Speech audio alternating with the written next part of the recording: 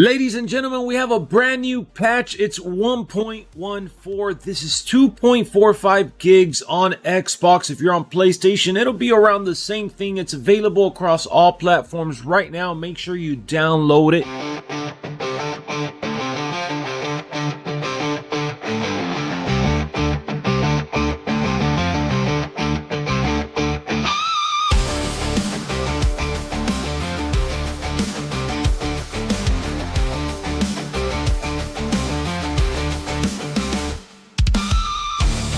So this weekend it was Summer Game Fest. IGN has been covering all games and they released a brand new locker code, IGN Live 2k25. Be sure to enter it exactly how you see it on your screen. You're gonna see that it's a sinister pack, yet another promotion to get you on the hook and see what it's all about.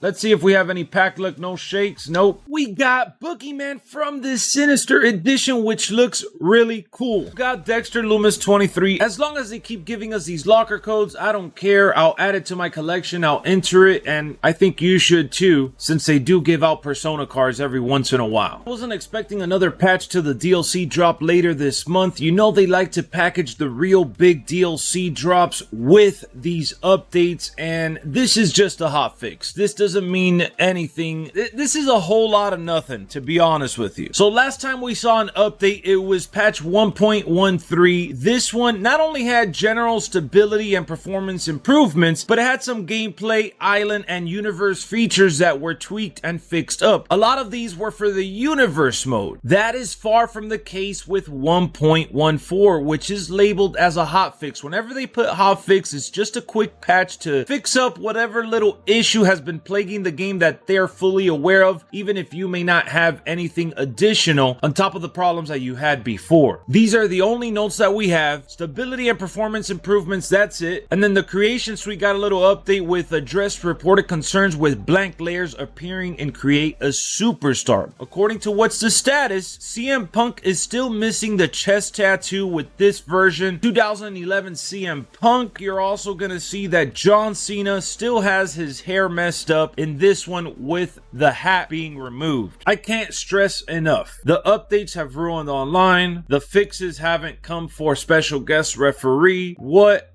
are we doing? I don't want to go on a rant again, but it looks like I'm going to have to do that with patch 1.14. There's a lot that goes into these updates, and that is something that I'll always see their point of view in, but there's always a but. You gotta address the stuff that needs to be working. So with 2k25, I just look at it as like, come on. These basic commands and modes that should be working should be available to us without us having to beg for it or remind them or even talk about it in these kinds of videos, just because it's meant to be in the game and utilized in the game. I'm talking about the special guest referee again.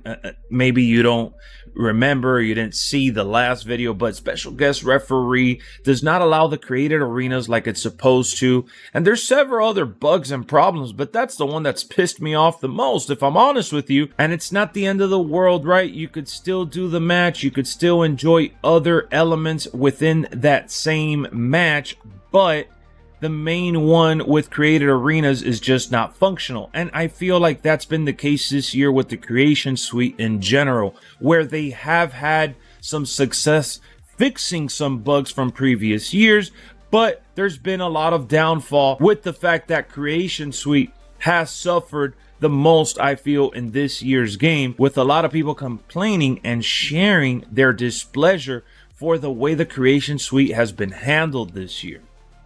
Now, I'm not a big creator outside of creating championship belts and arenas and things like that. I don't really go into there and create superstars, so I don't have the hair or tattoo issue unless I'm downloading a superstar, in which, you know, you may have to edit, and even that's been a problem. So I want them to resolve these issues. I want these things to not be a problem going forward, but no game is perfect, and this is no exception. This is what happens when you create a game as big as WWE. Now, you may think that this is all standard business, but when you look at the modes that this game has to offer, it is so spread out. We've talked about this before, but I'm bringing it up once again because you're looking at it with these hot fixes and updates that they're still not able to get to every problem or most of the problems that people keep commenting about. I had people asking me now, hey Lex, do you know about the editing superstars when I download a created character? I'm having issues with this, that, and the other. And I'm like, my goodness, that is annoying. Thank goodness that I don't care for created characters all that much, because that would be another reason for me to be disappointed in this year's game. Now, for those that are saying, oh, I told you so, I knew this game was going to be the same problem, same issue and all that.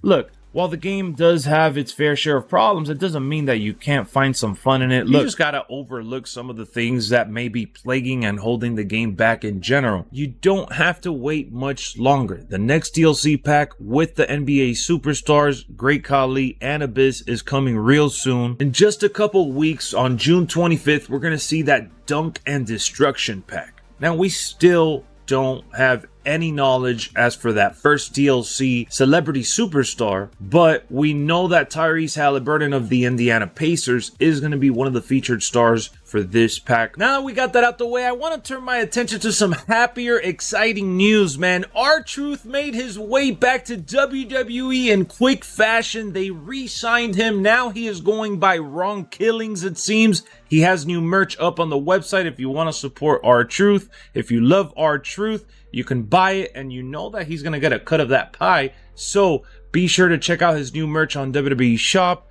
I'm just letting y'all know. I saw it on their page. I thought it was really cool that WWE immediately answered the call. Now, that's not to say that this was all part of the plan, or that you knew, or that you predicted this was a work.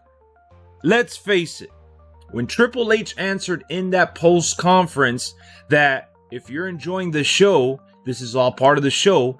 It is all part of the business. Negotiations happen, fallouts happen, and making up happens often as well. We've seen that in wrestling. You can never say never. And this was one of those situations that WWE handled very, very quickly. If you feel me, stand up and say what's up, what's up, what's up. Let's see if they change his theme song, if his gimmick is going to be a little more serious. Is he going to go on a championship run? The fans were chanting, "We want truth" a lot this past week, or even it started online with the trend as soon as everyone found out that he wasn't renewing.